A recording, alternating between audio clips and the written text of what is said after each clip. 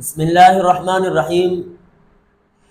آج ہم ملک پاکستان کی تاریخ کے متعلق کچھ گفتگو کریں گے کہ اس کا وجود کیسے ہوا اور اللہ کے فضل اور حکم سے یہ ملک، یہ خطہ کیسے وجود میں آیا۔ چنانچہ جس وقت بر صغیر کے اندر مسلمانوں کی آمد و رفت شروع ہوئی تو مسلمان اور ہندو اکٹھے رہتے تھے، تو مسلمانوں نے محسوس کیا کہ ان کے جو سیاسی، تمدنی، مذہبی یہ جتنے بھی پہلو ہیں ان میں کافی سارا فرق ہے۔ تو مسلمانوں نے شروع سے ہی یہ ارادہ کیا کہ ہم نے ایک اسلامی سلطنت قائم کرنی ہے۔ چنانچہ اس کے اندر جو سب سے پہلے مسلمانوں کے لیے راہ ہموار کی ہندوستان کی سرزمین پر وہ تھے محمد بن قاسم۔ انہوں نے جس وقت مسلمانوں کے لیے راہیں ہموار کی، وہ اس خطے پر آئے تو اس کے بعد محمود غزنوی، شہاب الدین غوری اور بہت سارے حضرات آئے اور انہوں نے اس خطے پر جنگیں کی۔ چنانچہ باقاعدہ طریقے سے اسلامی سلطنت کا جو آغاز ہوا وہ قطب الدین ایبک نے 1206 کے اندر کیا، اور اس کے بعد انگریزوں کے خلاف جنگیں جاری رہی اور 1857 تک یہ جنگ رہی۔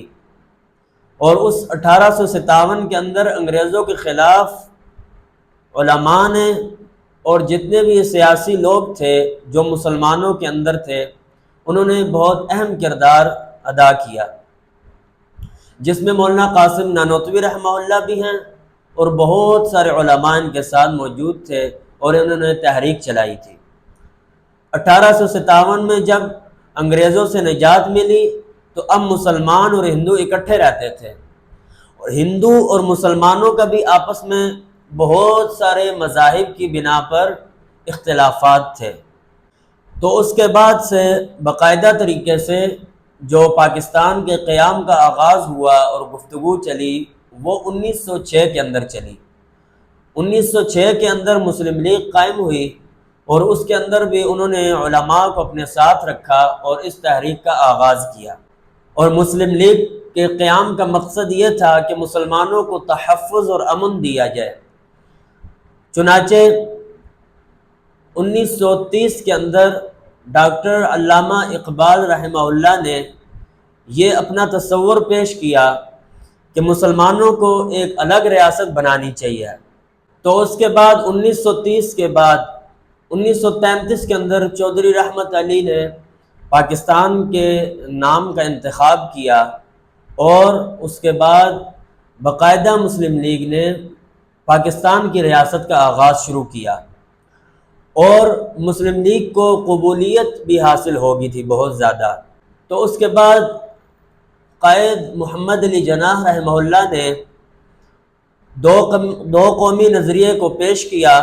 تو 1933 کے اندر چودھری رحمت علی صاحب نے بر صغیر کے جتنے بھی زمینی خطے تھے ان میں سے بعض خطوں کو کھینچا اور اس کے اندر ایک ملک بنانے کا ارادہ کیا۔ تو اس کے اندر قائد محمد علی جناح رحمہ اللہ نے ملک پاکستان کے لیے دو قومی نظریے کو بھی پیش کیا، اور یہ تحریک چلتی رہی۔ آخر کار 1947 کے اندر یہ ملک وجود کے اندر آیا 14 اگست میں۔ 14 اگست 27 رمضان المبارک تھا۔ تو قیام پاکستان کا مقصد اور غرض کیا تھا اس کو آج ہم آپ کے سامنے واضح کریں گے، کہ جو 20 اور 22 مقاصد تھے ان کا خلاصتاً آپ کے سامنے تذکرہ کر دیتا ہوں۔ پاکستان بنانے کا مقصد یہ تھا کہ اسلامی ریاست قائم ہو، سب سے پہلا مقصد یہ تھا۔ اللہ تعالیٰ کی حاکمیت ہو اس ملک کے اندر۔ حاکمیت کس کی چلے؟ صرف اللہ تعالیٰ کی۔ دو قومی نظریہ جو پیش کیا گیا اس کے تحفظ کے لیے یہ ملک بنایا گیا۔ مسلم تہذیب اور ثقافت کو ترقی دینا اس کا مقصد تھا۔ مسلمانوں کے لیے معاشی نظام کو بہتر بنانا اس کا مقصد تھا۔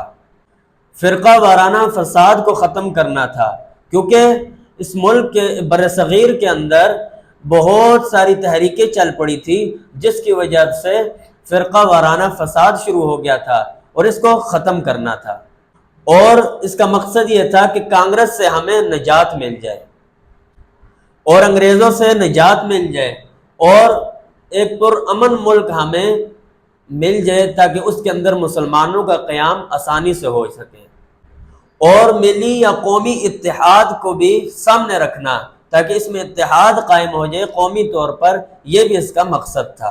اور معاشرے کے اندر اسلام کو قائم کرنا تھا، پاکستان بنانے کا مقصد یہ تھا، اور اسلامی جمہوری نظام کا نفاذ قائم کرنا تھا، نہ کہ کفر یا جمہوری نظام کو قائم کرنا تھا۔ اردو زبان کا تحفظ اور اس کی ترقی کی چاہت تھی، اس ملک کا قیام اور اس کا وجود اس لیے لایا گیا۔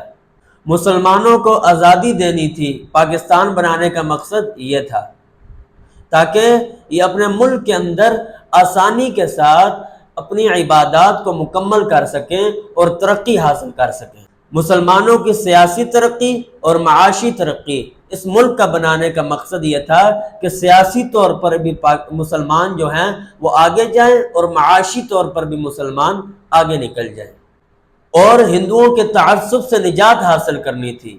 وہ بہت متعصب لوگ تھے، ان سے نجات حاصل کرنے کے لیے اس ملک کا قیام کیا گیا، اور رام راج کی نجات حاصل کرنے کے لیے اس ملک کا قیام کیا گیا۔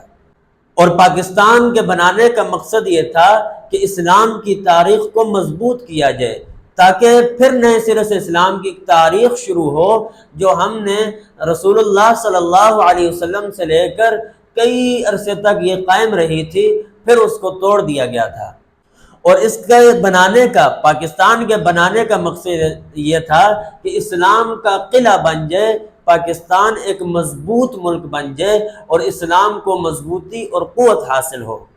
اور پاکستان کے بنانے کا مقصد صرف یہ نہیں کہ جو مسلمان پاکستان میں ہیں بلکہ انہی کو اتحاد ملے، انہی کو تحفظ ملے، بلکہ اس کے بنانے کا مقصد یہ تھا پوری دنیا کے اندر جتنے بھی مسلمان موجود ہیں تمام مسلمان متحد ہو کر رہیں، تمام مسلمان اتفاق و اتحاد اور پرامن طریقے سے زندگی بسر کر سکیں۔